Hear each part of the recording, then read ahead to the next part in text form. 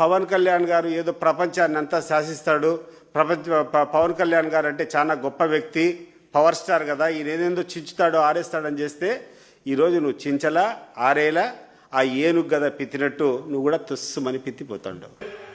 వచ్చినప్పుడే మీరేం పీకలేదు, ఏం మాట్లాడతారు? ఇప్పుడు మీ చేతి మీద గీతలలో తీసేస్తాం, అంత అరగదీస్తాం, గుర్తుపెట్టుకో. మొత్తం తీసి రోమం తీసి కింద కూర్చోబెడతాం, గుర్తుపెట్టుకో.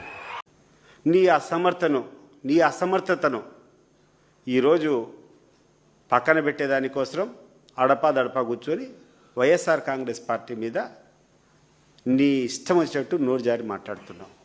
నేను అడుగుతున్నాను, పవన్ కళ్యాణ్ గారు, నీ జోలికి ఎవరైనా వచ్చారా? నీ కథ ఎవరైనా మాట్లాడారా? నీ అసమర్థ పాలన ఏం చేస్తున్నావు? ఈ రాష్ట్రానికి హ్యాపీగా కూర్చున్నావు, ఆ యొక్క విమానాల్లో కూర్చొని 2 వారాలకు వారానికి ఒకసారి వస్తావు. నీ యొక్క ఆ విమాన ఛార్జీలు ఈ ప్రభుత్వం కడుతుంది, నువ్వు కూర్చొని ఎంజాయ్ చేసుకొని ఎప్పుడైనా ఒకసారి అట్లా సినిమాలో ఫోజు ఇచ్చినట్టు ఈ రాష్ట్రానికి ఇచ్చిపోయి నువ్వు ఈరోజు వైఎస్ఆర్ కాంగ్రెస్ పార్టీని మాట్లాడడం ఎంత విడ్డూరంగా ఉంది ఒకసారి ఆలోచించి. ప్రజలకు ఆ రోజు చెప్పినావు, అనేక సందర్భాల్లో నువ్వు చెప్పినావు, నేను అవినీతి చేసే వాళ్ళను సహించానని చెప్పి. ఈరోజు నిలదీయ్యా